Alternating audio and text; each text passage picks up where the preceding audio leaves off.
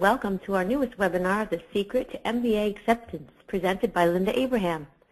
Today we're going to be discussing the 4 steps to choosing the best MBA programs for you, how to build the foundation of a strong B-School application, plus additional tips to help you get accepted. As usual, we're looking forward to answering all of your questions, and we've set aside some time at the end for question and answers, so feel free to enter your questions in the question window and we'll review the questions submitted then. If we didn't have time to get to your specific question, we'll be providing several options for you to get your questions answered at the end of the webinar. Now, just a bit about our presenter today. Linda Abraham is the founder and president of Accepted.com. Since 1994, she's advised thousands of applicants to top MBA programs in all the different rounds and has written and lectured extensively in admissions. Linda's been quoted by the Wall Street Journal, the New York Times, and Business Week, among others, and has an MBA from the UCLA's Anderson School of Management. And she's also the proud co-author of the best-selling MBA Admissions for Smarties. So now, introducing today's webinar, The Secret to MBA Acceptance with Linda Abraham. Hi, everyone. Thank you again very much for joining me here today. Now, I want to start by taking you back in time a bit. About 50 years ago, families would sometimes go for a drive on a Sunday afternoon, especially popular on kind of cool, drizzly, maybe spring Sunday afternoons like you might have been experiencing recently. In Southern California, it's actually 90-something degrees, so no, it's not a cool, drizzly day at all. But back then, on a cool, drizzly day, everyone would pile into the car and just go for a drive. You didn't even need a destination. Gas cost 31 cents a gallon. In today's dollars, that would translate to $1.80 per gallon. Sounds pretty good, doesn't it? Today, I rarely hear about families just going on a drive. Maybe time is more precious. Gas certainly is more expensive. And there are so many other things to do. The lazy Sunday afternoon, aimless drive has gone the way of the horse and buggy. Today, we usually have a destination before getting in a car. Given the cost of gas, the value of our time, and the many demands on our time, we wouldn't think of just driving for the sake of driving. Or would we? This is true, certainly what I said, that you wouldn't just go for the sake of going in most endeavors, except among MBA applicants. Applicants frequently say they don't have a reason for pursuing a graduate education, or they would have only a very vague general reason like, I want to get a good job, or I want to study marketing or finance or operations. The former reason means they don't have any idea of what they want to do because any number of educations could provide them with a good job. And I want to study marketing or finance or operations really says they don't have a clue. Or they might say, I want to go into finance, marketing, or consulting. And again, that means they don't have a clue what they want to do after their MBA. They just are exploring different options. Now, essentially what they are doing is what I did as a kid. They're taking an aimless drive. But the times have changed. They've really, really changed. An MBA education is way too expensive to take that approach. The recruiting for internships starts too early. And you just can't arrive on campus with no idea or only vague notions of what you want to do professionally. Furthermore, many programs want to admit applicants who have direction and know exactly why and how their program is going to help the applicant achieve his or her goals. The Sunday drive approach hurts your chances of acceptance and also reduces the likelihood of that great job once you graduate and spend all that money on tuition. So let's leave the old family station wagon in the garage of memories and proceed with a practical, purposeful 21st century approach to MBA admissions.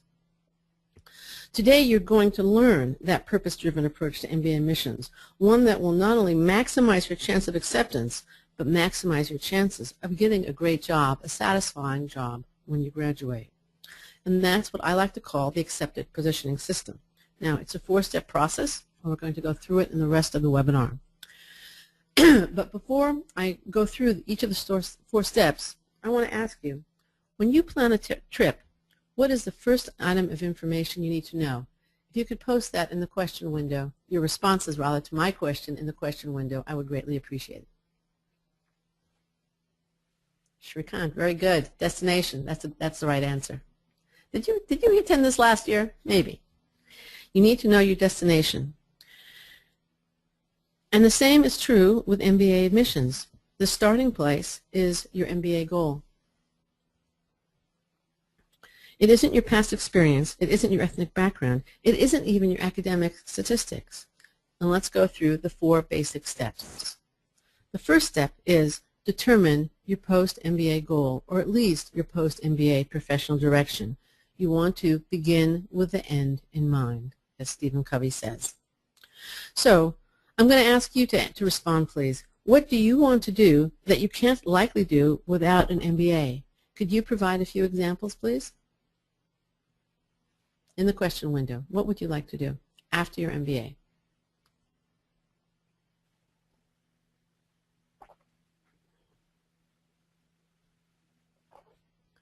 None of you know what you want to do? Okay, you want to be promoted? Well, that's pretty general. Private equity, okay, William, that's specific. Venture capital, Moses, that's specific.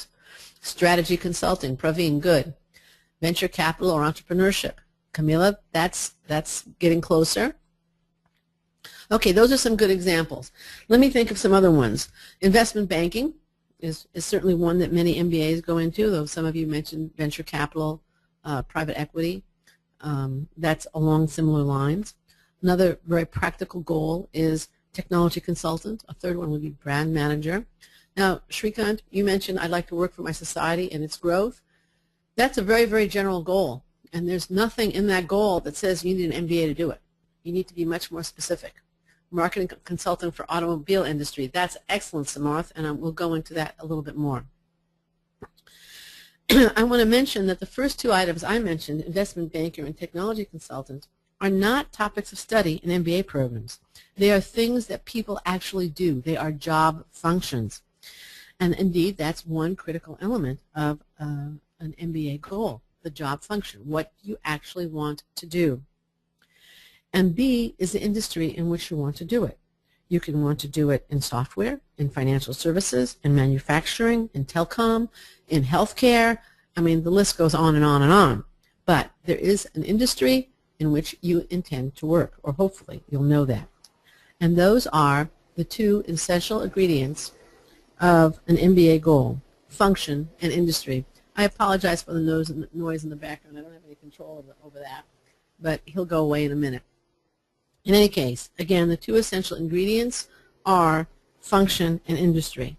And if you can phrase your post-MBA direction or goal in with those 2 parameters, you're well on your way to having a clear and specific goal.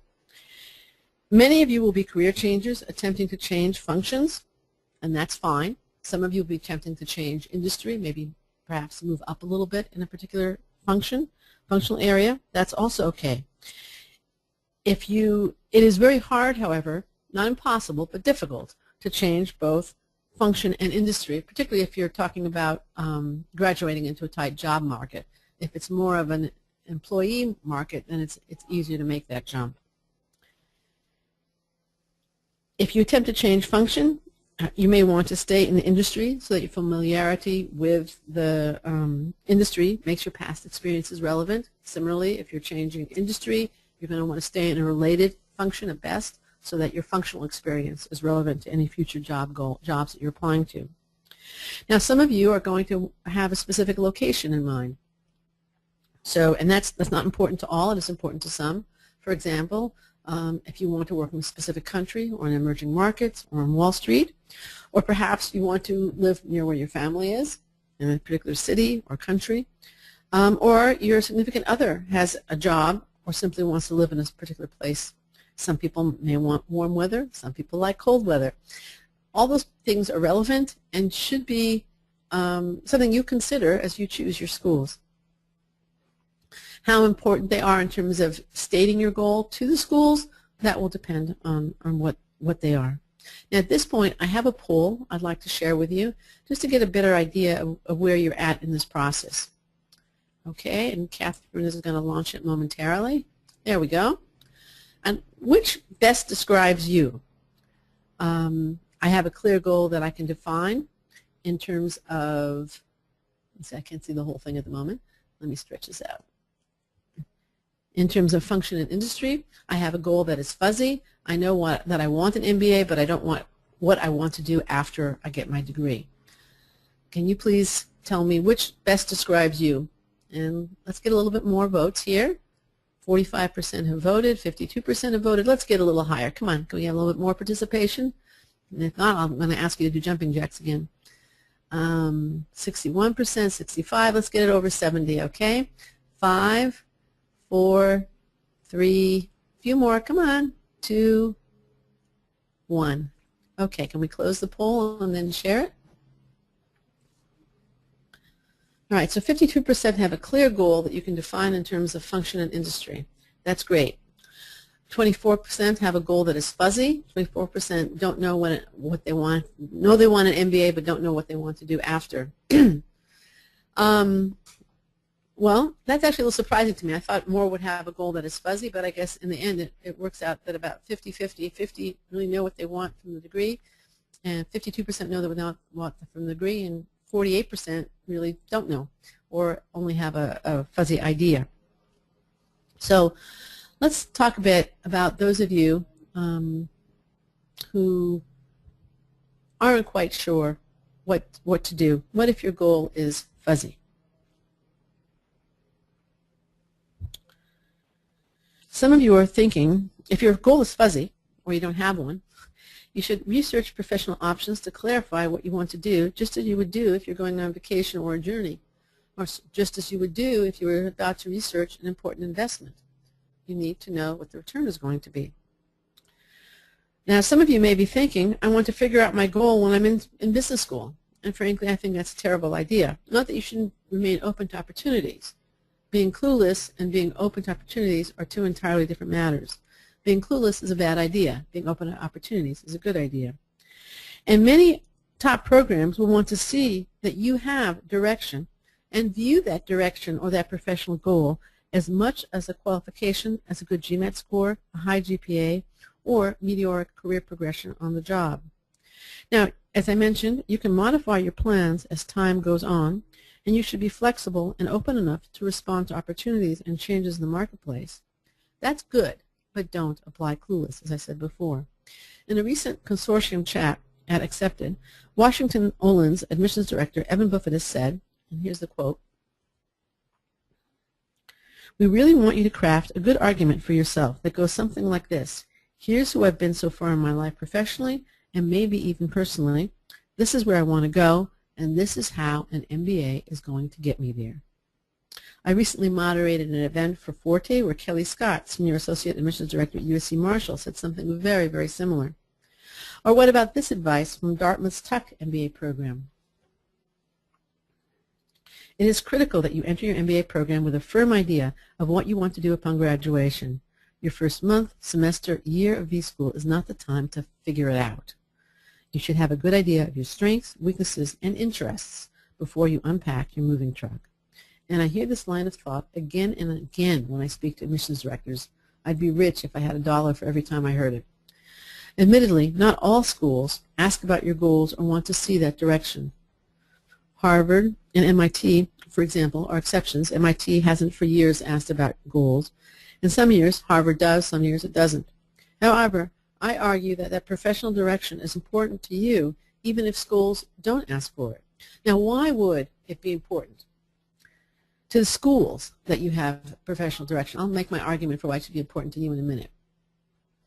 We're going to be taking questions at the end, Arjun, so you can post them now, but we'll take them at the end, definitely.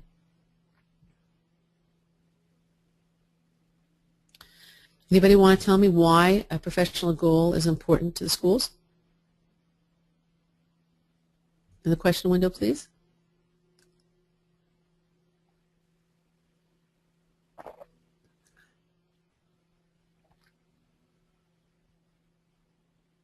Nobody wants to take, nobody knows why it's important to the schools? Okay. It's important to the schools because they want to know they can help you succeed. All right, now we're getting some answers here. Samarth asks to know if they can place you at the end of the program. Exactly. They want to know they can help you succeed. They want, Moses also, you got it. William, for class mix, character of the program. That's another good reason. Exactly, Vivek. You got it. They want to know if they're suitable if the candidate is suitable for the program, and if the program is suitable for the candidate. Right. Laura, you're right. Helps them know we're not wasting our time or their time. That's right. They don't want to graduate unhappy alumni.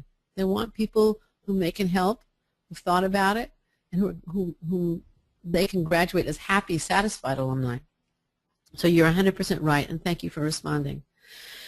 They want to know they can help you succeed. And if you don't have a goal, there's no criterion for success, for achieving the purpose of your studies. Now that's why the schools care. Why should you care? Because you're about to take $100,000 and spend it in 2 years of your life, and you need to have a good reason for making that kind of investment. Something concrete, something you want to accomplish. That's just logic. I hope I've convinced you that your goals should guide you in terms of school choice. However, clear goals should guide you beyond when you arrive on campus too. As Tuck says, it'll help you determine where you're going to invest your time when you get there. And realize that internships are important steps towards your first permanent post-MBA job.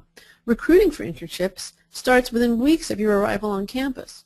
You need focus and direction when you land at your dream program to hit the ground running for the internship, because a good internship frequently leads to a good full-time job.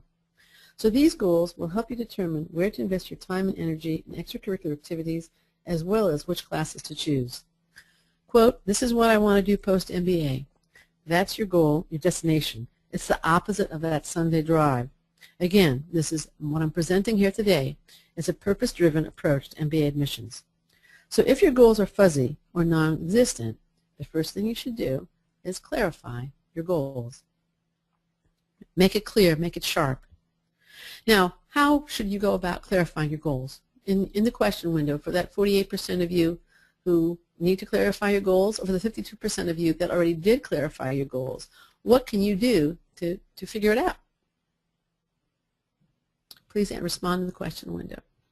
How would you go about clarifying your goals?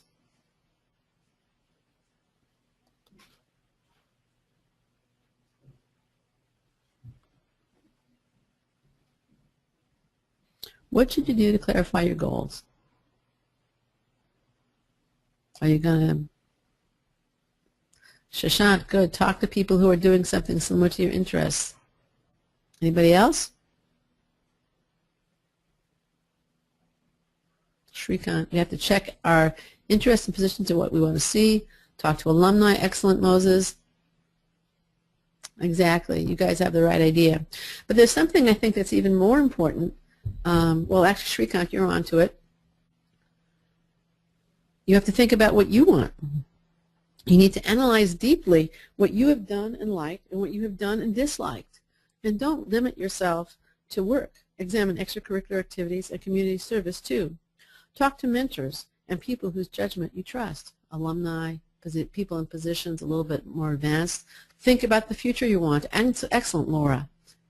Perfect, 100%. Start making me some questions. Talk to people whose roles you think you might want to be in a few years.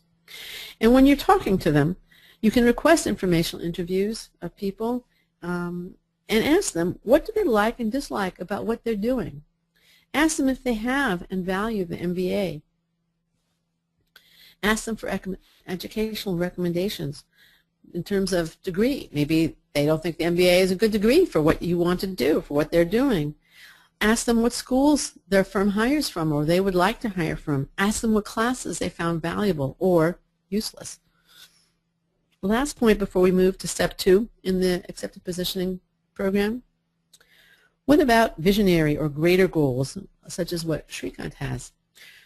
What accepted consultant Cindy Tokamitsu likes to call goals plus. Some kind of societal goal, greater contribution, greater vision. Something that you want to accomplish beyond supporting yourself or your family or simply having a gratifying career. That's fantastic. It's great. It's admired. It's a plus from an MBA admissions perspective. You certainly can have some greater goal as part of your motivation to earn an MBA, but be realistic. If you are earning far more now than you are likely to make in this dream career, your dream may not pass the realism smell test. If your dream career doesn't financially justify the cost of your education, it may not pass the realism smell class. smell test. However, if realization of this dream is something that is an outgrowth of more grounded goals, or perhaps something you can do in parallel to a financially rewarding work that is realistic, you will pass that realism smell test. So step 1 means that you have a clear goal to guide you as you proceed down this path. The next question is, which schools will help you achieve it? Basically, it's what's the best means of transportation. And that's step 2 of the accepted positioning system. Which schools support your goals? And it means that you're going to be researching the schools. Now, what do you think you should look for in schools?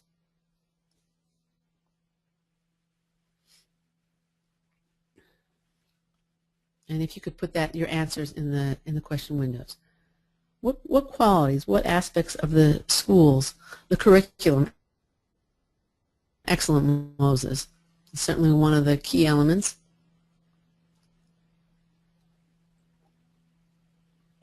Faculty, good, Sunny. Professors, research, good. Areas, good. Focus areas, values, good. Samya. One thing you folks are missing, I think, is absolutely critical, especially given what I was just talking about. Network of the school, Francois, good. Recruitment, Vivek, exactly. Okay, recruitment, good. And there's one other element I'd like to see, but I can tell you if you don't come up with it. Extracurriculars, but we'll go through all 3 of them. Okay? Look at what the school offers first in terms of recruiting. Where do grads get jobs? You're going to check the school's employment reports. You're going to talk to alumni. We recently posted, just a quick show of hands, how many of you are interested in going into consulting post-MBA? We had a lot of people that were interested in private equity and financial services a minute ago, but how many of you are interested in consulting? Okay, about 15% of you. All right, well, I thought it'd be a little higher, but if you are interested in consulting, we just posted a breakdown of schools using U.S. News data, rank them, many of the top schools, rank them by percentage going into consulting and by total numbers going into consulting.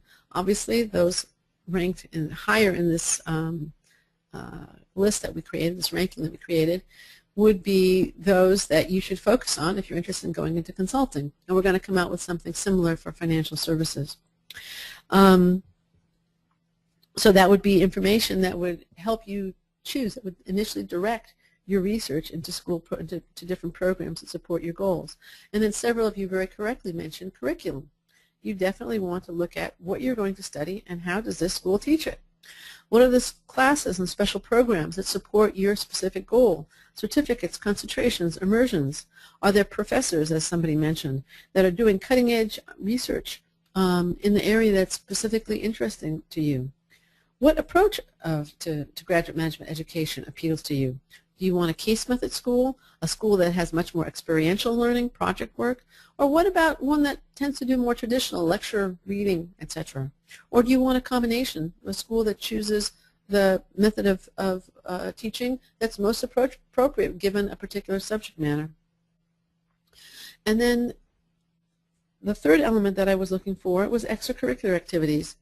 Are there clubs and activities related to your specific interests and goals? This is really, really important to business school education, where, as many of you mentioned, the network is very, very important. So are there competitions that are relevant to you? Conferences, active student groups. Don't just look at the list of student groups. If there's one that's of particular interest to you, click through. You want to know that it's an active group. Are there treks? If you're going to an East Coast school and ultimately want to end up in California, are there treks to Silicon Valley in Southern California? If you're going to a West Coast school and ultimately want to end up on Wall Street, are there treks to Wall Street? Are there overseas study opportunities? And then what about simply personal preferences? Those do count. You're not automatons. They might be related to location, to student body makeup, needs of your significant other or your family. And be honest with yourself. How important to you is that you be with lots of people like you? However you want to define that. You can define that in terms of educational background, professional background, ethnicity, religion, whatever. Or do you want to stretch? Do you want to have an experience where you meet different kinds of people and move out of that cliched comfort zone? Now, how would you suggest that you research schools? You're all going to be doing this. What, in the question window, if you could provide a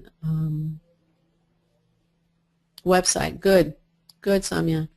Website, right. So alumni, good. Internet, good. That's a little general, a little broad, but all right. School visits, Laura, right on. Check with our network if they know some MBA name. Good, Francois. Rankings, Vivek, well, a little less valuable, but they do have some value. Attend classes, good, Sunny, excellent. That goes with school visits. All right, you guys definitely know how to do this. We're going to go through this part fast. You're going to start with the easy steps you can take. You're going to check out specialty rankings for the fields that interest you. For example, this is not really a special ranking. This is more of an employment ranking, but I mentioned the consulting posts. Explore thoroughly the websites of the schools that support your goals, keeping in mind your qualifications, which we'll examine more closely in a minute. You don't want to waste time, going combing programs that you don't have a chance of getting accepted to. Combing the websites of programs you don't have a chance of getting accepted to. Talk to current students and alumni. Attend MBA fairs and events. Read student blogs. They can be quite revealing. Visit the schools that you are really interested in. Now, several of you mentioned that, and I think it's a great way to learn about a school, get a feel for a school. I just got back from a trip to Cornell. Later this month, I'm going to be visiting Columbia, NYU, and Yale. Last June, I visited Wharton. I've visited on other occasions Dartmouth, Darden, Chicago, Kellogg, MIT, Harvard, UCLA. I've been to many, if not most, of the top schools. And it is a great way to supplement the information that you find online or even that you find from talking to people. The best time to visit is when class is in session, so you can sit in on a class. If that's not possible, make sure you go when there's an info session so you can ask questions and get information. If students are around, talk to them. Most will be happy to unless they're studying for a test or something, if you say, hey, do you have a few minutes? I'm a prospective applicant. Can I ask you a few questions? They'll be happy to talk to you. Sometimes people ask if they should visit before they apply or only when invited to interview. Visiting before you apply will give you insight and perspective that will help you decide whether to apply and how to answer any why this school questions that could be posed in the application itself or in informational or in interviews. And it can be sometimes tough to visit one day and interview the next. It's not saying it's impossible, and have a good answer to that question. However, visiting all the schools that you're interested in may not be practical or economically feasible. Obviously, it's time-consuming and it's expensive. And if it's not possible for you to go before you apply, that's okay. Then just go when invited to interview or when it is practical. I'm a full believer and advocate of the art of the possible.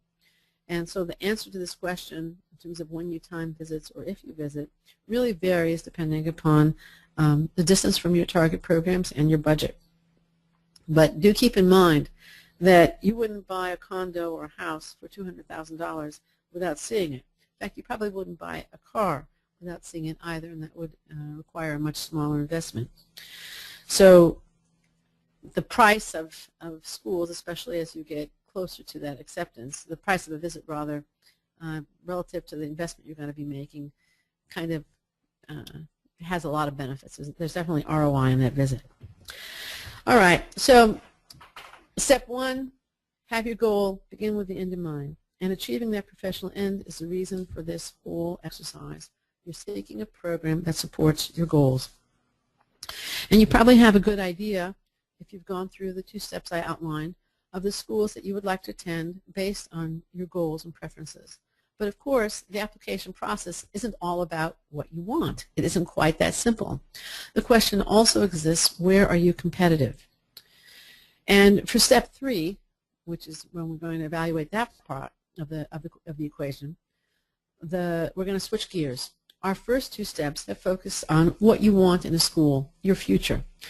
The next step, and it's had, again, this future focus, is going to be about what you want, about what the schools want in you. To be an effective applicant, you have to apply to schools that support your goals and that are likely to accept you. And that has to do with what you've done to date, mostly, not exclusively, but mostly, as well as your past, your qualifications. Very simple. Examine what you've done to evaluate your qualifications. If you apply exclusively to schools where you are not competitive, even though they support your goals and you really, really, really want to go there, you are probably wasting time and money. You will then either need to improve your qualifications or change the schools if there's a mismatch. This is a part of what the schools do and the schools decide you have no control over. You can try and influence through your choice of schools and through your presentation of your qualifications, but the ultimate decision is outside your control.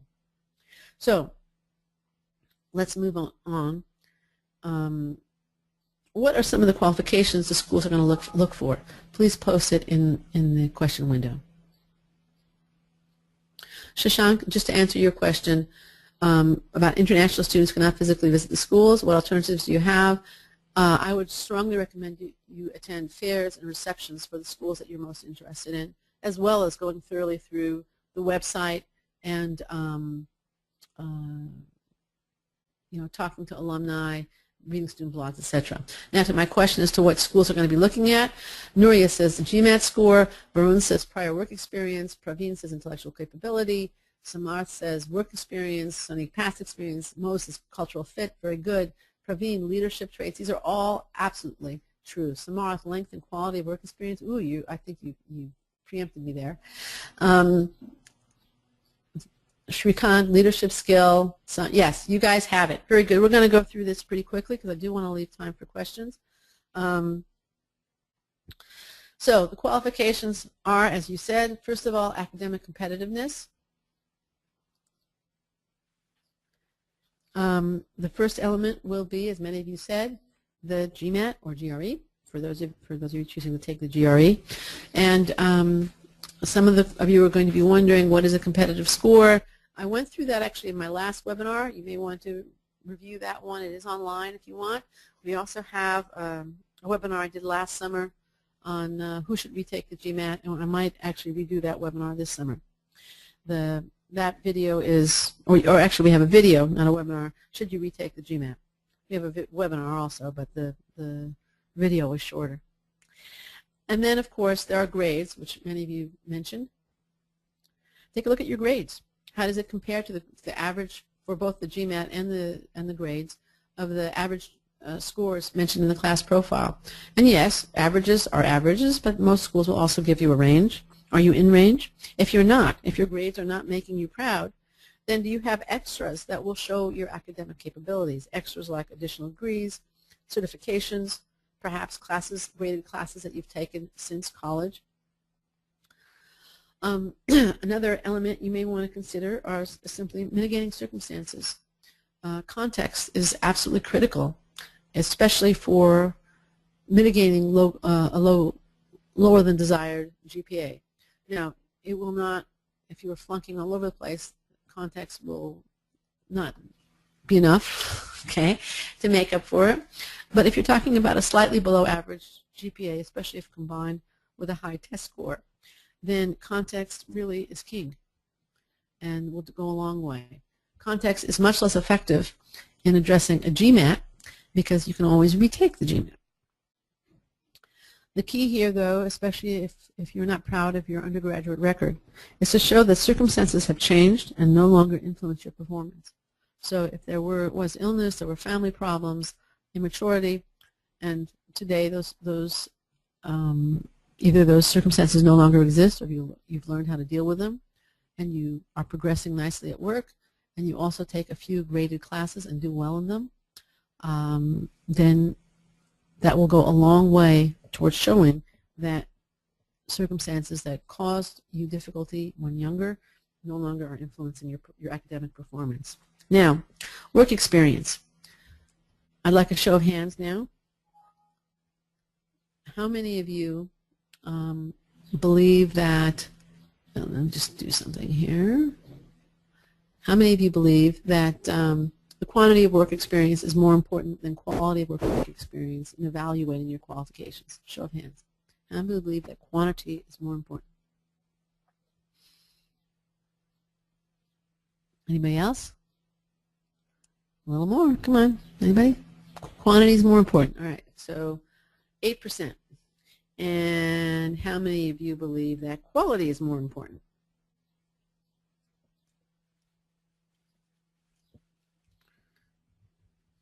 Anybody else want to raise their hand? All right. And how many of you believe that, wait, both are important?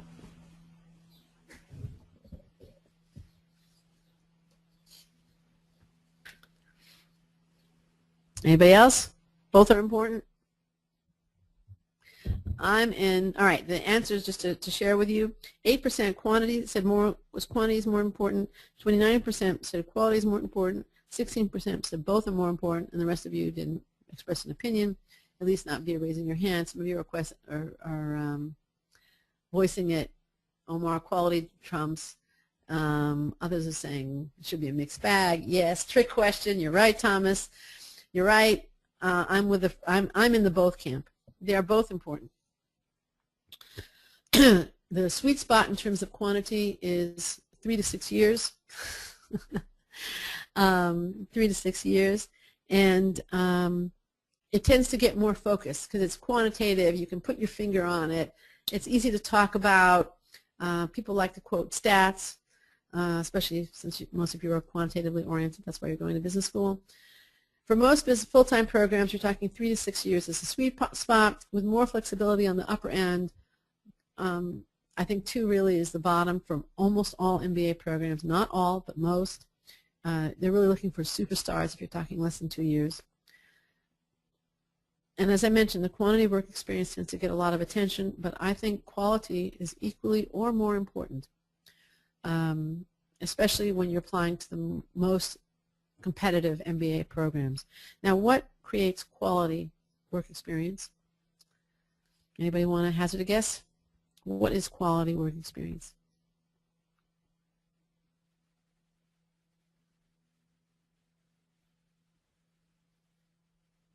Supervising, challenging, okay. How quickly you get promoted, pretty good. That's a good one. You learn from it, good, Laura. Where you work, that's some of it. Impact on the organization, excellent, Samya. Handling critical situations, leadership, very good. All right.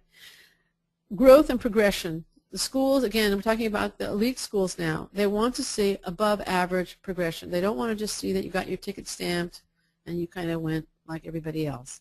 They want to see that you went ahead of the herd. They want to see leadership. They want to see assumption of responsibility and a delegation of responsibility to you, both, that you took on responsibility and that others entrusted you with it. And they want to see that you've made a difference. Think of the old Jimmy Stewart movie, It's a Wonderful Life. Where have you made a difference? If you're on the job, have you made a difference to your clients, to your company, to your department, to your team? That's what business schools want to see. Now, another element that is really important that schools are going to be examining is community service. Why do you think community service is important to business schools? In the question window, please.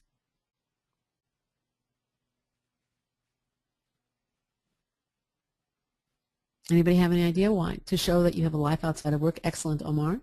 Social impact, good, Laura. To gotcha initiative, good. Can show team and organizational skills, good, Varun. Well-rounded personality, right? Soft skills, good, Nuria. This is all true. I think there's a few key reasons why community service is so valued by business schools. Business schools pride themselves on producing leaders, not just for business, but for society. Whether it's Yale, in this motto, talks about leadership, producing leaders for society. Harvard is all about leadership. Stanford's motto, change organizations, change society, change the world. Actually, I don't think I have that entirely right, but it's something along those lines.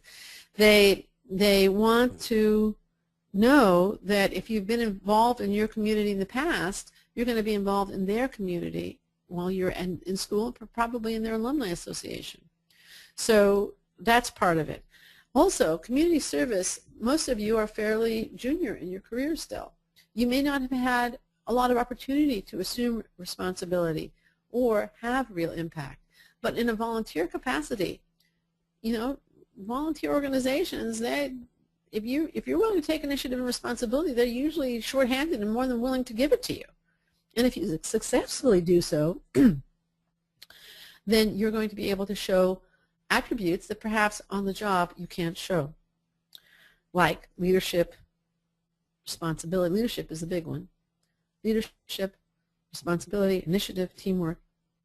So that's another element, community service that schools are going to be looking at. And then the last element that schools are going to be evaluating, and again I'm talking now about the most competitive programs, is what I call the why admit you. What will you add to the class? And this is really hard to answer since you don't know your competition. You don't know each individual person in the applicant pool. You may know in general, but you don't know the individual makeup. And the individual makeup of the applicant pool changes from year to year, so it's really, really tough to answer that. It's easier if you come from a non-traditional background or an underrepresented group. It's harder for overrepresented groups. But I would, whether you're in an underrepresented group or an overrepresented group, the answer really is pretty much the same. I think those in the overrepresented groups have to work a little harder at it, but those in the underrepresented groups shouldn't get too cocky that they have this advantage and they don't have to try. You still have to try. Be as objective and realistic as you can be about your qualifications vis-a-vis the school profile, the class profile of the schools you're targeting. In terms of distinguishing yourself and showing that you have something specific to add, specifics are key. So what in your work, are you a computer programmer? Are you a computer programmer specializing in smartphone technology? Are you a programmer specializing in smartphone technology? Are you a programmer who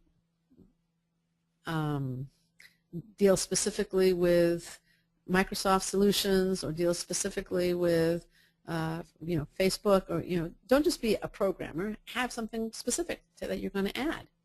And then let me ask you something else. Are you a consultant, or are you an environmental consultant or a healthcare consultant? Those simple descriptive words before consultant start to distinguish you.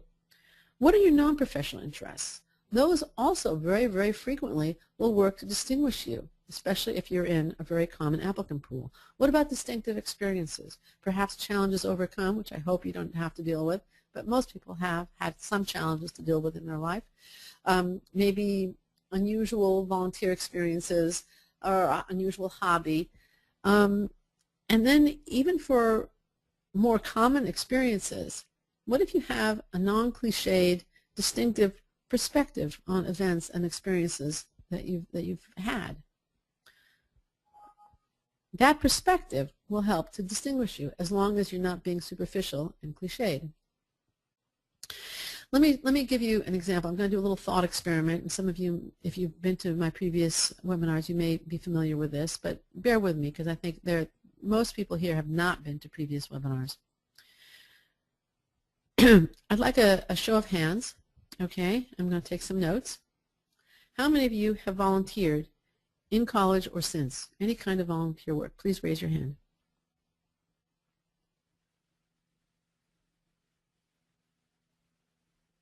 Okay, how many of you have volunteered in any capacity in college or since?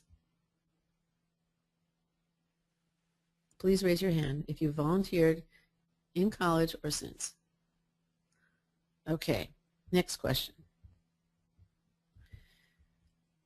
Thank you. How many of you have led a group, team, or organization? Basically, again, since college, in college or since, how many of you have had a leadership position? Right? You led a team, a group, a club, organization, anything. Any kind of leadership role. Okay, as I see some people voting in the question window. Right now I'm asking you to click on the hand icon. So the numbers are going to be a little lower because I think some people haven't found the hand icon. But okay. All right. And how many of you exercise regularly? Any form of exercise, but as a commitment for fitness.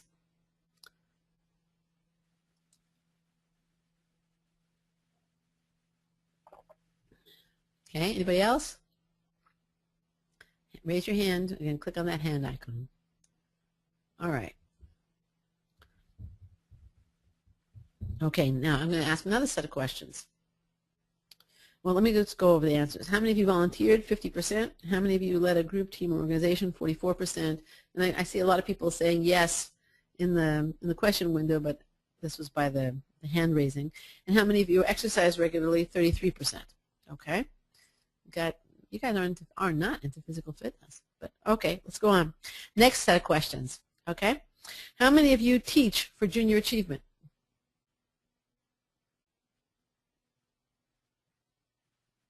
Anybody?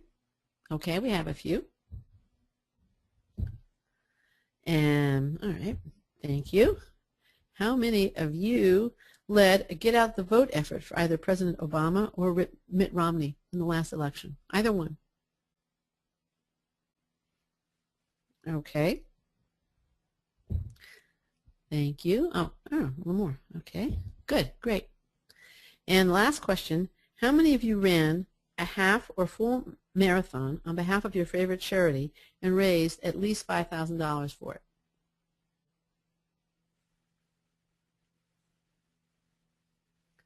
Okay. All right, thank you. All right, well, in the second set of questions, we had 11% said they taught for junior achievement, 5% led a get out the vote effort for President Obama or Mitt Romney, and 5% ran a half or full marathon. And somebody else in the question window also said he runs and raised at least $5,000. So what's the difference between the first set of questions and the last set of questions? In the question window, please.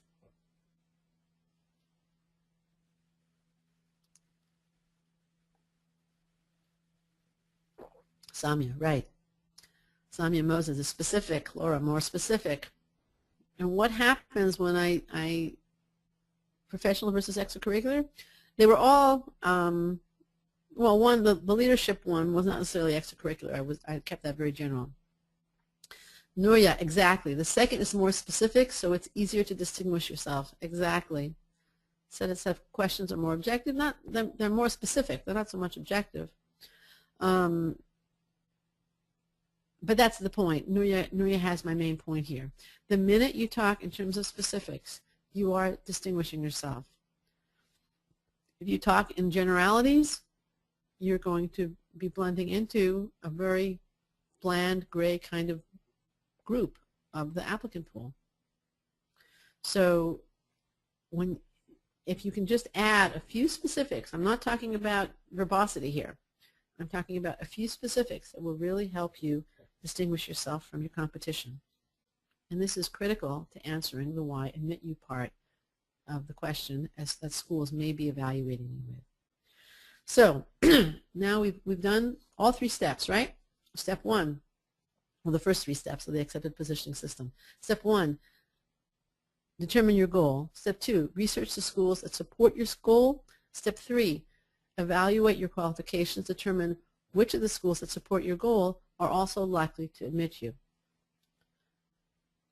Step four is where it all comes together, where you actually choose your programs to apply to. And here, the sweet spot is right here.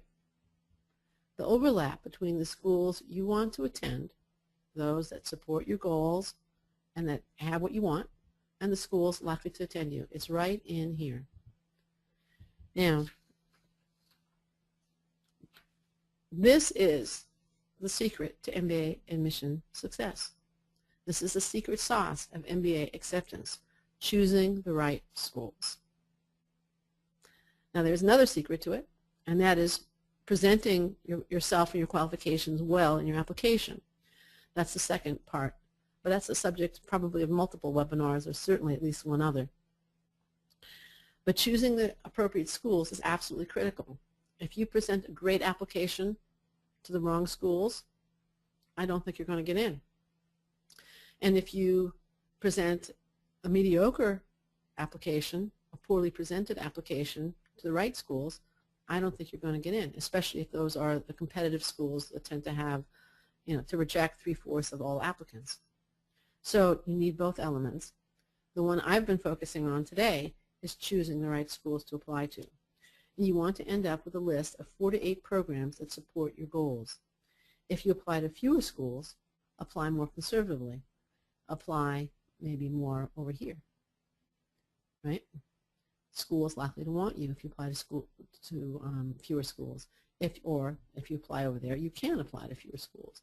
If you want to apply more aggressively, you want to apply maybe in this area of this Venn diagram, then apply to a few more schools, but always make sure that you have at least some in this area. It just doesn't make school sense to apply if those two circles do not intersect at all. You're just likely to end up with a rejection.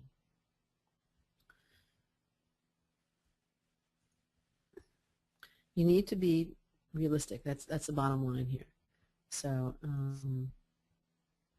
if you want to, you may want to consider applying to higher risk schools, and those less likely to accept you in round 1. And then, if you're not accepted, plan to apply a little bit more cautiously and conservatively in round 2. Bottom line, though, is do be realistic.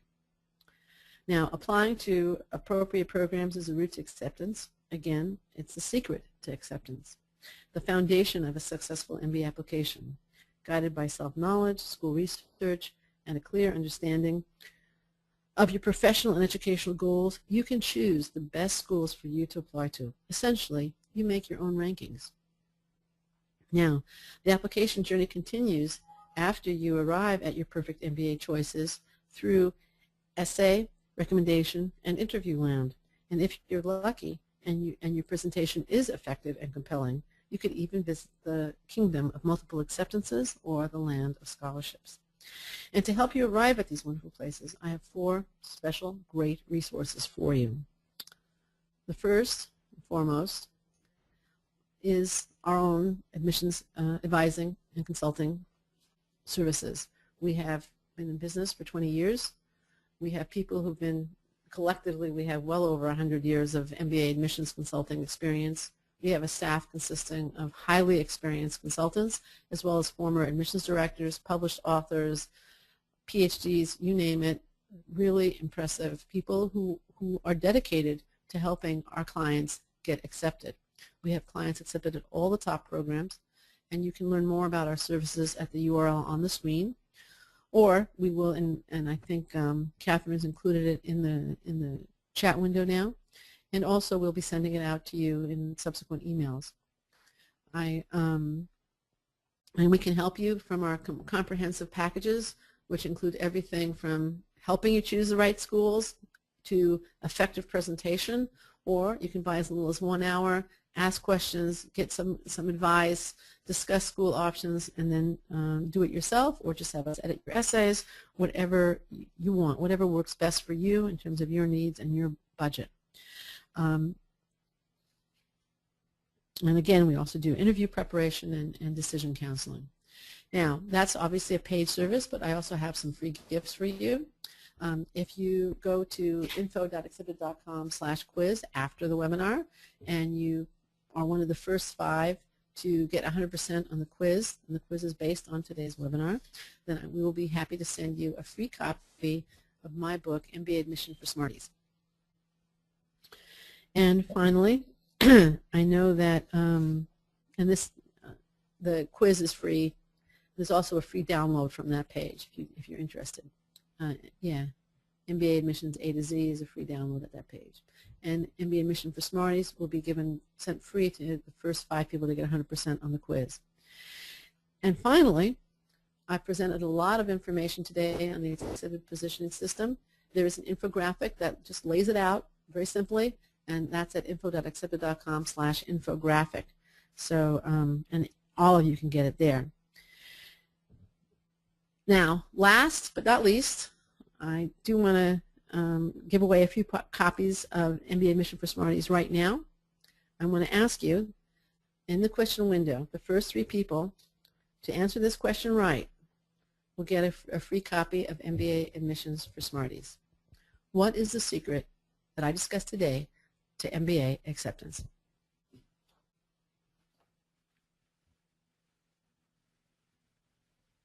Okay, Thomas, you got it. Praveen, you got it. And let's see, I'm going so fast here. Praveen and Varun, you got it. Okay, great. Thank you very much. Finding the right schools, yeah. Okay, very good. Now, your questions. Let's see. Catherine, have you? Yes, I have a few flags here. Okay. Let's see.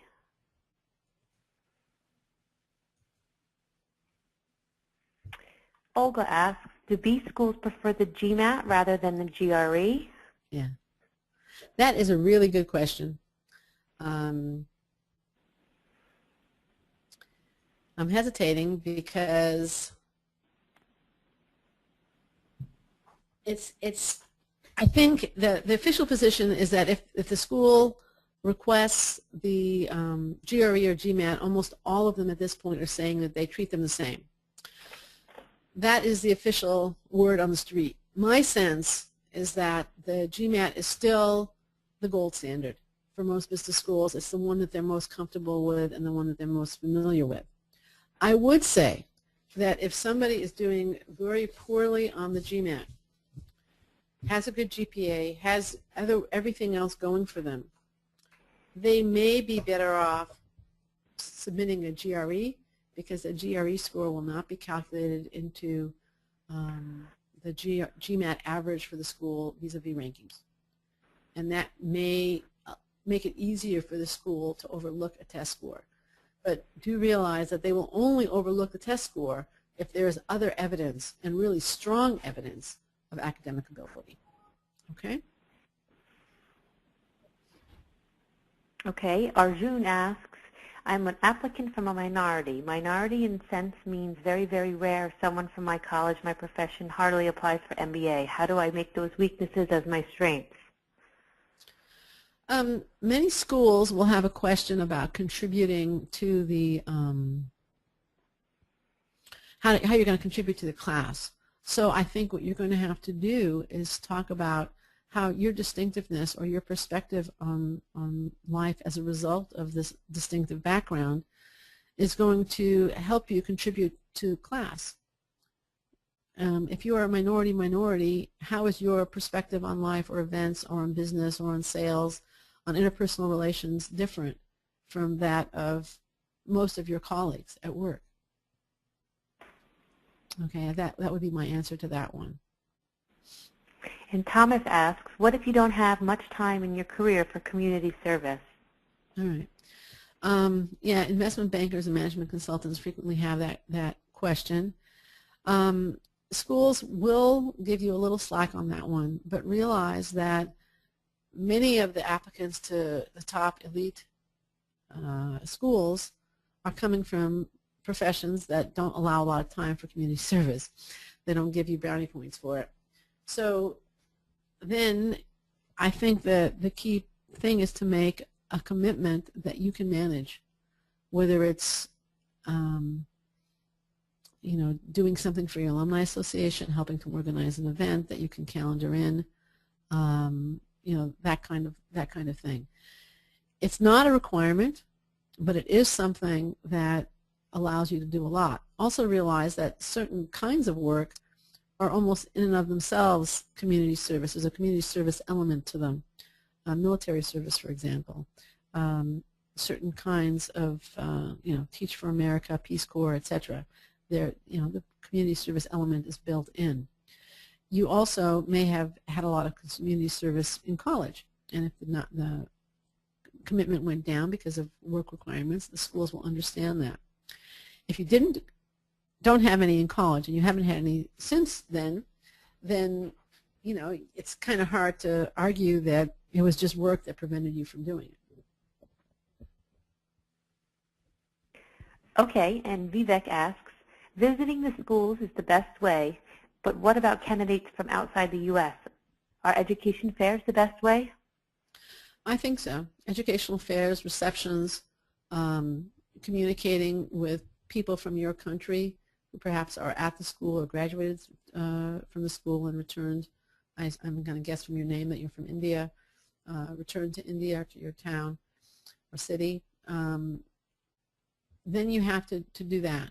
And the schools understand that if you're on the other side of the world, it's pretty hard to visit.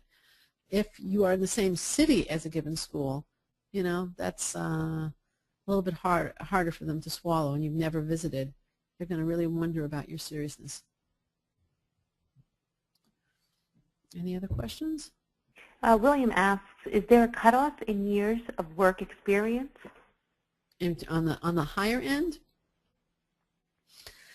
No, schools are prohibited from law from discriminating on the basis of age, and you always hear about a few outliers who have 15 years of experience or occasionally 20 years of experience in a full-time program. So there's no formal cutoff that I know. Schools with MBA programs may try and steer older applicants to the MBA programs because they might feel that it's more appropriate for you. And there are also some programs, a few programs, that are full-time programs that are geared towards a more experienced applicant, such as the Sloan Fellows Program and the MSX for experienced leaders at Stanford. The Sloan Fellows Program is at London Business School at MIT. You also have the accelerated program at Cornell, which is for people with advanced degrees. It's not so much years of work experience there, and it's more advanced degrees, but they tend to have also be a little bit older and have a little bit more work experience. Hope that helps. Okay. And Praveen asks, what extra can be done to improve the profile in 4 months? Will any certifications help? Well, a lot can be done in 4 months. I assume you're figuring from now until September. Certifications will help. Depends what is it you're trying to address. You also can choose, if you feel it's important, to apply round 2 if you feel there's a serious weakness in your profile, and you want to take some time either to get a certification, to beef up your GMAT, to take some classes and get A's in them. Then it may be wiser for you to apply round 2, or even to wait a year, depending upon your everything else going on in your life. But a lot can be done in 4 months. I'm sometimes asked also, I haven't been volunteering, should I start now? And I would say yes. I don't have a community service commitment. Should I make one? Yes. Because for a few reasons. One, if you start in May, admittedly you won't have a long track record if you apply round 1, but you might end up applying round 2, in which case suddenly your track record is now 6 months long.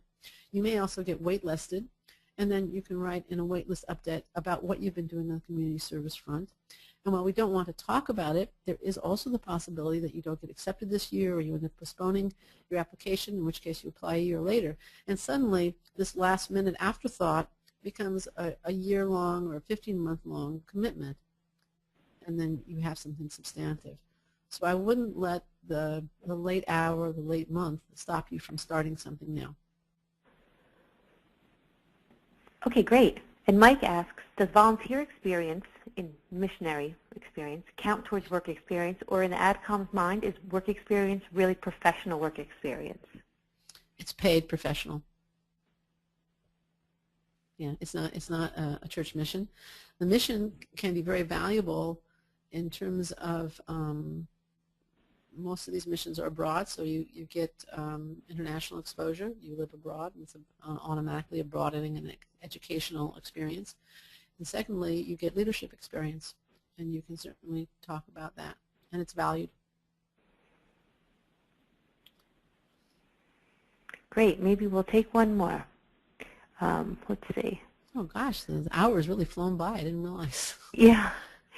Samaras asks, will 6 years of work experience at matriculation go against a candidate if he has a master's degree? No. Why would it go against the candidate? Again, it's not so much the quantity. If you spent the 6 years doing the same thing over and over again, that will go against you. If you've had good growth and progression on the job, responsibility, leadership experience, that won't go against you. No, it shouldn't go against you at all. It shouldn't go against you at all. And with that, I want to really, really thank you. You've been a wonderful audience, participating, sticking around, asking great questions, answering my questions. So thank you very, very much for attending and participating. If I didn't get to your question today and here, I'm going to head on over to our Facebook page, facebook.com/accepted. If you want to post a question there, I'd be happy to respond to it. We also have a LinkedIn group. You can go there if you'd like, or our blog. And please, we'd be delighted to work with you on your application. Keep in mind the services that I described. And once again, thank you very much for attending.